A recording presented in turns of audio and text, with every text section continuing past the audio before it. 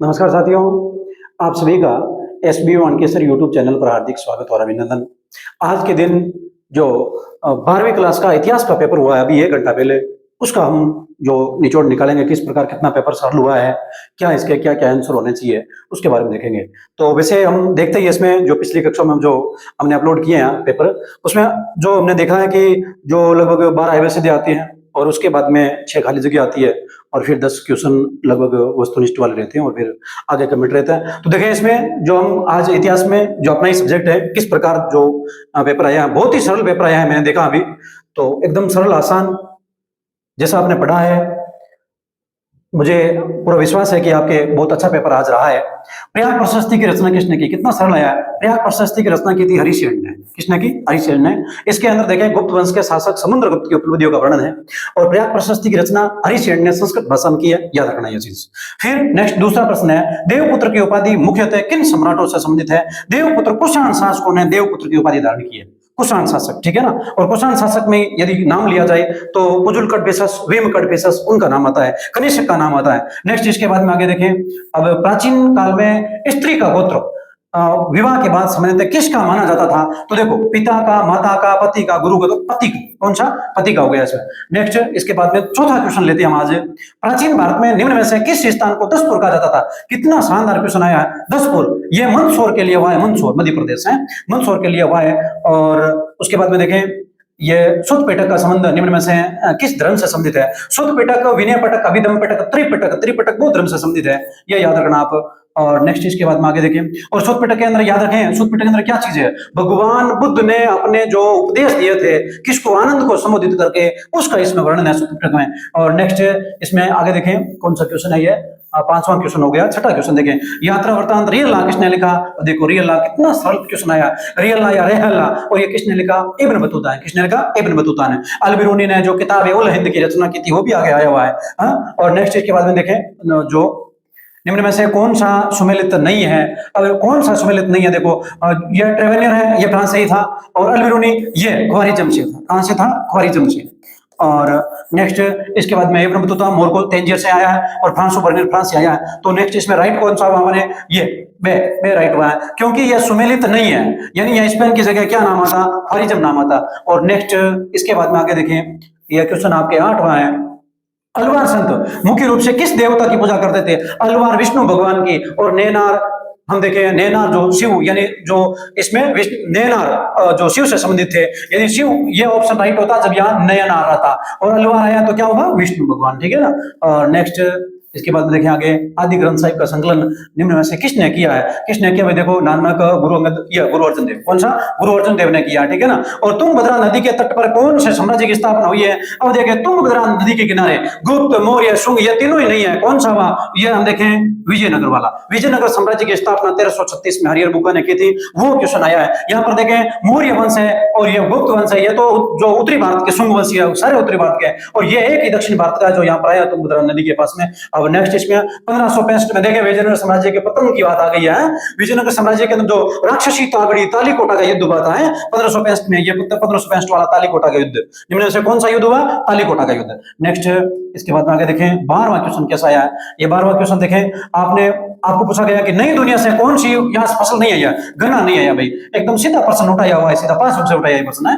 और नेक्स्ट इसके बाद देखें, मुगल काल में पंचायत का मुखिया क्या कहलाता था? मुकदम कहलाता था। क्या कहलाता था? मुकदम। ऐसे ऑप्शन दिए हैं कि ऑप्शन के आप नजदीक जाओ ही नहीं, सीधा ऑप्शन मुकदम कर दो है। और नेक्स्ट इसके बाद में देखें, यह निम्न में से किसे संतालों की शक्ति का प्रतिनिधि माना जाता है? संतालों की शक्ति का प्रतिनिधि हल। और यदि यहाँ पहाड़िया नाम आ जाता तो कौन होता? कुदाल है। तो यहाँ पर याद रखना कौन सा हुआ, हमने कौन सा किया है? हल किया, याद रखना। हल आपने यदि किया तो आपके राइट है। नेक्स्ट, दामिनी को देखो, संतालों को बसाने के लिए क्या किया ब्रिटिश सरकार ने? संतालों को बसाने के दामोनिको नाम की भूमि क्षेत्र निर्धारित किया था, बोला बस जाओ यहाँ पर, पहाड़िया लोगों को निकाल दो यहाँ से। नेक्स्ट इसके बाद में आगे देखें, यह कौन सा हुआ? 15वां क्वेश्चन हुआ है, इन मेमोरियम। कितना सरल प्रश्न है। इन मेमोरियम चित्र के नाम है जो जोसेफ नोएल पैटर्न है। किसने? जोसेफ नोएल पैटर्न ने इसने बनाया, ठीक है ना। नेक्स्ट इसके बाद में आगे देखें, ये लखनऊ में ब्रिटिश राज देने की खबर पर लोगों ने किसे अपना नेता घोषित कर दिया? देखो हम देखें यहाँ पर जो लखनऊ के अंदर ये जो अवध की बात चल रही है, इसमें अवध का क्वेश्चन भी आया हुआ है एक और, जो एक चेरी गिलास एक दिन हमारे मुंह में आकर गिरेगा, डलो जो निकालता है। तो यहाँ पर लखनऊ के अंदर देखें आप, लखनऊ के अंदर वहां कुशासन का आरोप लगा के वहां के नवाब वाजिद अली को यहाँ से निकाल दिया गया था, और उसके बाद में नवाब वाजिद अली के बेटे बीरजिश कादिर, क्या चीज है बीरजिश कादिर, इस बीरजिश कादिर को जो नवाब वाजिद अली की बेगम है, बेगम हजरत महल, उन्होंने इसको क्या किया, एक अपना नेता घोषित कर दिया। यहाँ के सारे लोग हैं, उन्होंने हेनरी लॉरेंस को मार दिया था। ये बात है, बीरजिश कादिर आपने यदि किया तो आपके राइट है। नेक्स्ट इसके बाद में देखें ये क्यों आ रहा है। अब देखें कौन सा क्वेश्चन है, निम्न में से, थोड़ा नीचे रख लेते हैं, निम्न में से कौन सी घटना सबसे बाद में हुई। अब देखो कौन सी घटना, प्रथम गोलमेज सम्मेलन कब हुआ, तो अब देखें इसके बाद याद रखना 5 मार्च 1931 को आपको अच्छी तरह याद है, गांधी इरविन समझौता हुआ। और 5 मार्च 1931 को गांधी इरविन समझौता हुआ, तो आप सोचो कि प्रथम गोलमेज सम्मेलन उससे पहले हुआ, इसका मतलब 1931 से प्रथम गोलमेज सम्मेलन पहले हुआ। ठीक है, तो अब नेक्स्ट महात्मा गांधी बात कब आई, अब ये बोल रहा है सबसे बाद में घटित घटना, तो महात्मा गांधी तो आप देख रहे हैं 1915 9 जनवरी 1915 की बात है। ठीक है, अब बात है प्रत्यक्ष कार्यवाही दिवस की, ये 16 अगस्त 1946 को, 16 अगस्त 1946 को, इसके 1946 के बाद की यदि कोई घटना है ना तो हम उसको राइट करेंगे। ऐसे आंदोलन का प्रारंभ 1920 में, तो कौन सा राइट हुआ, प्रत्यक्ष कार्यवाही दिवस, डायरेक्ट एक्शन डे, ये डायरेक्ट एक्शन डे। नेक्स्ट, रिक्त स्थानों की पूर्ति कीजिए। अच्छा, हमने 18 क्वेश्चन कर लिए हैं, 18 क्वेश्चन, पता ही नहीं चला कितने सरल क्वेश्चन है। देखें, याद रखना, यदि आपके 18 में से 18 राइट हुए हैं, जरूर आप कमेंट सेक्शन के अंदर आप बताएं कि आपके कितने क्वेश्चन राइट हुए हैं, 18 हुए हैं, जरूर आप कमेंट करें आप। नेक्स्ट, इसके बाद में आगे देखें, रिक्त स्थानों की पूर्ति कीजिए। अब क्वेश्चन क्या है, देखो क्या है भाई, ये क्यों आ रहा है, चलो ये देखो, विद्वानों ने अनुमान लगाया कि मोहनजोदड़ो में कुओं की कुल संख्या आपकी किताब के अनुसार कितनी थी, 700। ठीक है, नेक्स्ट देखें, कुछ इतिहासकारों का मानना है कि स्वजनों के बीच हुए युद्ध की स्थिति, अब स्वजनों के बीच कौरवों और पांडवों के युद्ध की बात चल रही है, तो यहाँ क्या नाम होगा, महाभारत है, महाभारत, ये समझ नहीं थे। नेक्स्ट, अल बिरूनी की कृति खाली जगह की भाषा सरल, अच्छा कृति का नाम पूछा है, कृति कौन सी थी, आइन जो सॉरी अल बिरूनी की किताब ए उल हिंद, क्या थी, किताब ए उल हिंद, किताब ए उल हिंद। यदि आपने किताब उल हिंद लिखा है तो भी राइट है, उल हिंद लिखा है तो भी राइट है, किताब ए उल हिंद लिखा है तो भी राइट है। ठीक है, नेक्स्ट इसके बाद देखें, हम्पी के भग्न अवशेष 1800 ईस्वी में एक अभियंता और एक कर्नल कॉलिन मैकेंजी, देखो आपको ये याद दिलाने के लिए कर्नल नाम साथ में दे ही दिया इन्होंने, कॉलिन मैकेंजी, कौन था, कॉलिन मैकेंजी। मुझे पूर्ण विश्वास है कि आपके अभी तक एक भी क्वेश्चन गलत नहीं हुआ। नेक्स्ट इसके बाद में देखें, स्थायी बंदोबस्त में राजस्व की राशि निश्चित कर दी, और जो प्रत्येक को अदा करनी होती थी, कौन अदा करेगा भाई, जमींदार अदा करेगा, है जमींदार, कौन अदा करेगा, जमींदार। ठीक है ना, ये स्थायी बंदोबस्त के अंदर जमींदारों को यह दे दिया गया, बोला आपको राशि अदा करनी है। नेक्स्ट, अवध को बंगाल आर्मी की पौधशाला कहा जाता है, किसको कहा जाता है, अवध को बंगाल आर्मी की पौधशाला कहा जाता है, हुआ राइट। इसके लिए मैंने आपको एक बताया था कक्षा के अंदर कि अवध के बारे में ये बात आए, तो हम देखें जिस समय नीमच के अंदर ये जो 1857 की क्रांति भड़कने वाली थी, उस समय वहां के लोगों ने कहा था कि आप हमारे प्रति, अबोट को बोला था, अबोट शपथ दिला रहा था गीता और कुरान की, उस समय उसने कहा कि आप मेरे प्रति वफादार रहिए। तो वहां अवध के लोगों ने कहा कि आप हमारे प्रति वफादार रहिए क्या, यदि नहीं रहे तो हम भी नहीं रहे। तो नेक्स्ट वही बात थी, अवध है, यहाँ के सैनिक सबसे ज्यादा बंगाल आर्मी के अंदर थे, याद रखना। तो बंगाल आर्मी की पौधशाला किसको कहा जाता है, अवध को कहा जाता है। अब देखें, अति लघुतरात्मक क्वेश्चन है, यह देख लेते हैं। और ये कितने थे टोटल, शायद 13 क्वेश्चन थे कि 10 क्वेश्चन थे ना, 10 क्वेश्चन थे, 12 क्वेश्चन थे, 12 क्वेश्चन यह देख लेते हैं। उसके बाद में देखें किस प्रकार है। अब चाणक्य किस मौर्य, यह मैंने कल ही वीडियो डाला था, कल परसों है, चाणक्य किस मौर्य शासक के मंत्री थे, मौर्य शासक का नाम है तो कौन था, चंदू है, चंद्रगुप्त मौर्य, चंद्रगुप्त मौर्य इसके मंत्री थे भाई। पाटलिपुत्र को वर्तमान में क्या कहा जाता है, पटना, ये कहां पर है, बिहार में स्थित है। अब भाई बहुपत्नी जो प्रथा है, ये क्या थी, बहुपत्नी प्रथा। इसमें आप देखें, एक पुरुष द्वारा यदि एक से अधिक जो स्त्रियों से विवाह किया जा रहा है, इसको बहुपत्नी प्रथा कहेंगे। अब ये तो मुझे ऐसा लगता है कि आपने बड़े जोर शोर से लिखा है। देखें, सबसे प्राचीन गुफाएं आजीविक संप्रदाय के लिए किस शासक ने बनवाई, सम्राट अशोक ने। बराबर की पहाड़ियों की बात की जाए तो वहां पर सम्राट अशोक ने गोपिका, वत्तिका, वापिया है, सुदामा, ये हम देखें अलग अलग गुफाओं के नाम आते हैं, तो याद रखना।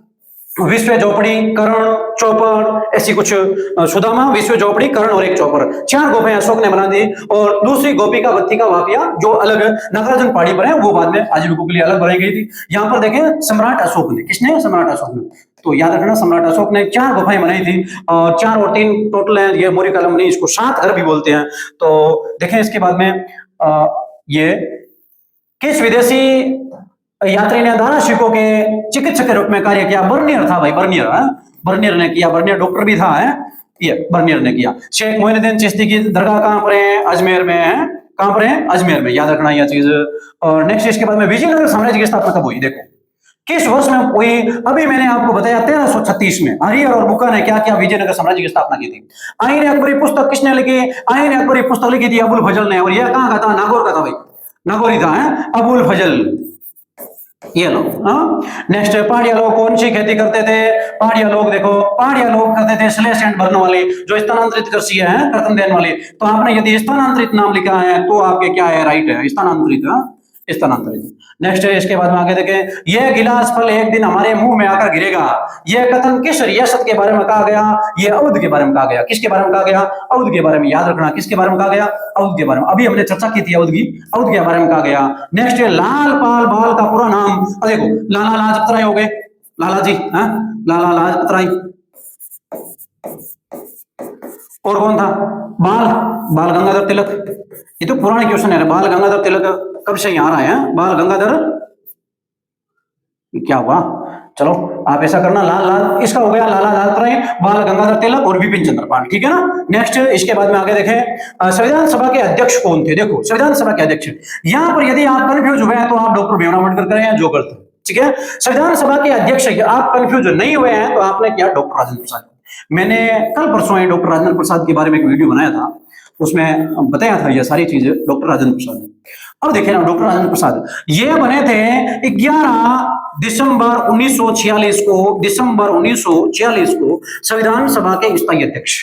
इससे पहले 9 दिसंबर 1946 को संविधान सभा की प्रथम बैठक हुई और उस बैठक में डॉक्टर सच्चिदानंद सिन्हा को अध्यक्ष बनाया गया था। लेकिन सच्चिदानंद सिन्हा को 9, 10 और 11 तारीख को चेंज कर दिया और डॉक्टर राजेंद्र प्रसाद को स्थायी अध्यक्ष बना दिया। ये याद रखना, यदि आपके इसमें क्वेश्चन राइट है डॉक्टर राजेंद्र प्रसाद है, यदि आपने यह किया तो आपके पूरी तरह सही है, ठीक है ना।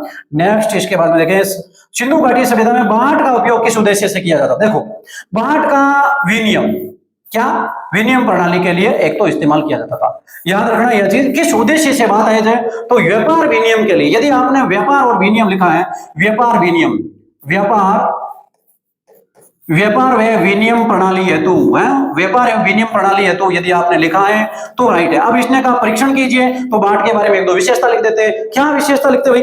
विशेषता यह लिखते हैं, बांट एक मानकीकृत प्रणाली के अंदर लिखे थे, इसमें इसका अनुपात है जो 16, 32, 64 के अनुपात में दिया गया था। और नेक्स्ट इसका मूल बिंदु उत्तर यह था कि यह व्यापार और विनिमय प्रणाली के लिए इस्तेमाल किया जाता था।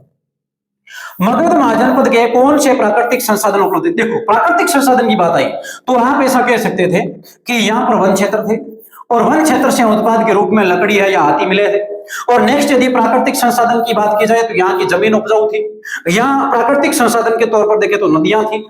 ये सारी चीज आप यहाँ पर लिख सकते थे। और वनों के अंदर हाथी वाली बात लिखी तो आप वो प्राकृतिक ही है, ठीक है ना। तो देखें ये प्राकृतिक संसाधन, यानी मैंने आपको बताया था मगध महाजनपद के उदय के कारण, और उदय के कारण के अंदर यदि आपने यह उदय के कारण वालों में से 2-3 उठा के टॉपिक लिखे तो भी आपके राइट है, ठीक है। क्षत्रिय राजाओं के उदाहरण दीजिए। आप देखो आपकी इतिहास जो है इसमें जो 3 पुस्तक है, इसमें प्राचीन वाला, मध्यकालीन और जो ये आधुनिक वाला, तो इसमें क्षत्रिय राजाओं के नाम तो बहुत आ जाए। लेकिन याद रखना आप इसमें यदि आपने किया है जो प्राचीन भारतीय इतिहास वाले पुस्तक भ्रष्ट है तो आपने इसमें जो उसमें वंश दिया हुआ था शुंग और कर्ण में, ठीक है। लेकिन यहाँ पर राजा का नाम पूछे तो आपने यदि नाम चंद्रगुप्त मौर्य का लिखा है तो मुद्रा राक्षस के अनुसार उसको वृषल बोला गया था, उसको क्षत्रिय बोला गया था, ठीक है ना, तो भी आपका राइट बनता है। और नेक्स्ट यदि आपने ऐसा लिखा पुष्यमित्र शुंग का नाम लिखा है जिसने मौर्यों का पतन किया था, पुष्यमित्र शुंग जिसने अंतिम मौर्य शासक बृहदत्त की हत्या की थी, तो हत्या की थी, तो यदि बृहदत्त लिखा तो भी राइट है। यदि सातवाहन शासकों में यदि किसी का नाम लिखा है गौतमी पुत्र सातकर्णिका या वगैरह तो भी राइट है, क्योंकि सातवाहनों को ब्राह्मण माना गया था।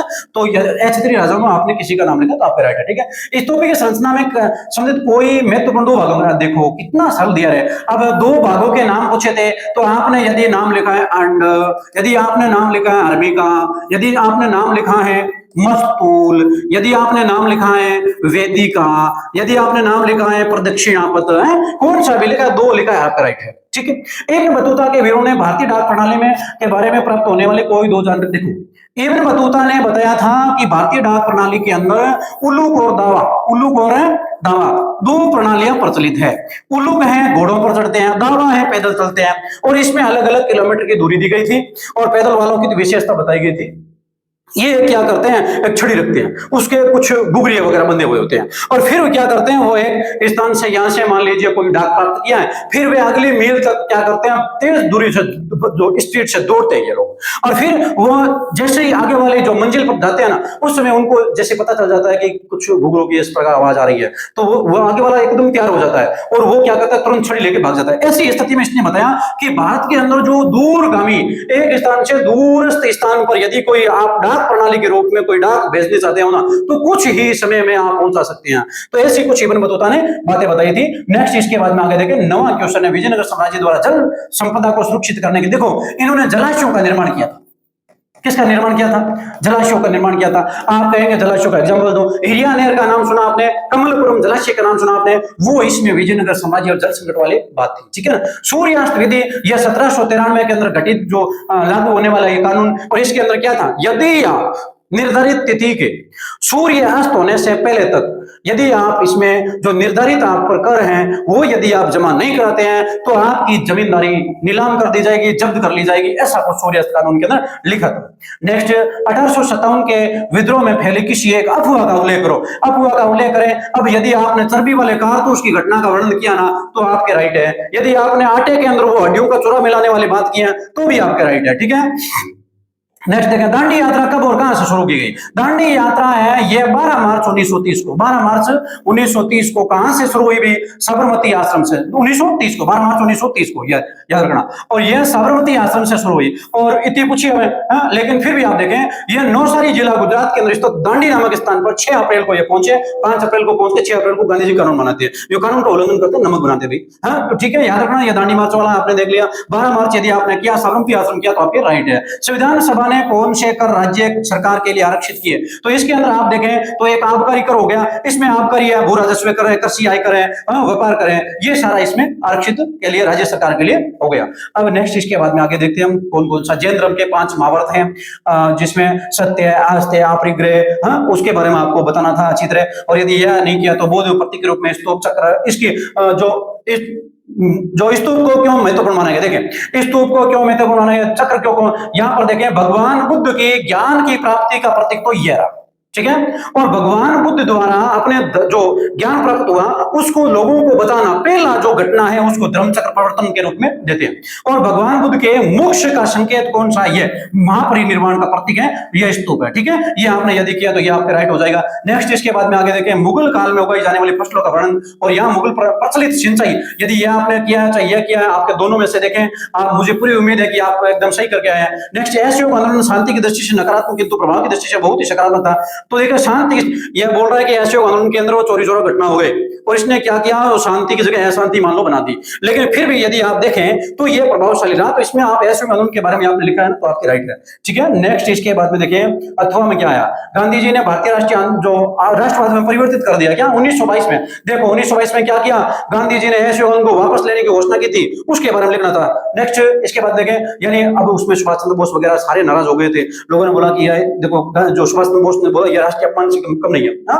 तो देखें अब यानी लोगों ने कहा कि यह असहयोग आंदोलन वापस क्यों लिया, उसके बारे में ये कथन है। यदि असहयोग आंदोलन वापस लेने के बारे में आपने कुछ बताया है तो आपके राइट है। संविधान सभा में हुई चर्चाओं में जनमत से कैसे प्रभावित होती थी, अब देखें ये सीधा पास से प्रश्न उठे हैं, टेस्ट में दिया हुआ आपको बार बार। अब देखें आदिवासियों की सुरक्षा को लेकर किस प्रकार की चर्चा हुई, देखो कितना गजब प्रश्न है। संविधान सभा के अंदर आदिवासियों की जो महिलाओं के अलग अलग आदिवासी महिलाओं, या एक हम 2-3 व्यक्तियों का नाम ले तो उन्होंने भी आदिवासियों की सुरक्षा के लिए एक बहुत ही इन्होंने शानदार कमेंट किया था कि हम पिछले कई सालों से दबे कुचले हैं और हमारा जो इस प्रकार हमें दबाया गया है, मान लीजिए कि हमारा जो मस्तिष्क भी उसी तरह काम करने लगे हैं, इसके कारण हमारे लिए भी कुछ अच्छे कानून बने रहे हैं, उसके बारे में ऐसी कुछ चर्चाएं हुई थी, आपने लिखा है। अब नेक्स्ट सिंधु घाटी सभ्यता नगर नियोजन प्रणाली, कितना सरल है यार, देखो है नगर नियोजन प्रणाली के बारे में आपको पूछा है और इधर पूछा है जो सिंधु घाटी सभ्यता में शिल्प उत्पादन के लिए, यदि ये आपने राइट किया तो बहुत ही सरल था। नगर नियोजन वाला, कारण के सबसे ज्यादा क्वेश्चन इसी का है। नगर नियोजन आपको बताया था मैंने कि नगर नियोजन वाला आएगा है। कबीर की वाणी वाला कितना सरल है, कक्षा में चर्चा हुई थी हमारी कि कबीर की वाणी वाला आएगा है। और ये जो छुपे संत वाला दे दिया, यदि मुझे उम्मीद है कि आपने यही किया है क्योंकि ये सरल था। अब देखिए राखी गढ़ी, थोड़ा मानचित्र देख लेते हैं हम। राखी गढ़ी कहाँ है? हरियाणा में। कहाँ पर है? हरियाणा में। नेक्स्ट ये कहाँ है? सारनाथ, वाराणसी, उत्तर प्रदेश में। तो यदि आपने उत्तर प्रदेश किया है तो आपके राइट है, यानी इसमें भरा है आपने। ये अहमदाबाद गुजरात में भरा है, मद्रास तमिलनाडु में भरा है, ठीक है। नेक्स्ट इसके बाद में आगे देखें, लोथल कहाँ भरा? गुजरात में भरा है लोथल, ठीक है।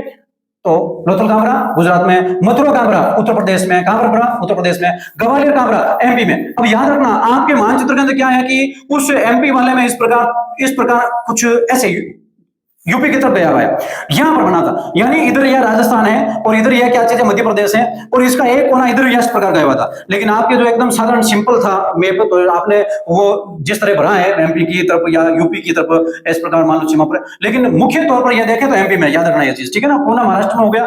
तो मुझे पूर्ण विश्वास है कि आपका पेपर बहुत ही अच्छा रहा है, और आपके लगभग यदि मेहनत की आपने अच्छी तरह और आपका पेपर एकदम शानदार रहा है तो आपके 90% बहुत थोड़ा बनेंगे। तो इसी प्रकार आगे आपके जो एक हिंदी साहित्य का एग्जाम है, जो साहित्यिक 10 तारीख को है, तो बहुत ही अच्छा रहे, बेस्ट ऑफ लक। और आपने यदि एसबी में इस चैनल को यदि सब्सक्राइब नहीं किया तो जरूर करें। और मुझे पूर्ण विश्वास है कि आपके लिए बहुत ही अच्छा शानदार जो कंटेंट मैंने दिया है ये आपके फायदेमंद होगा। आपको पता चल जाएगा कि आपके कितने मार्क्स आते हैं। धन्यवाद साथियों।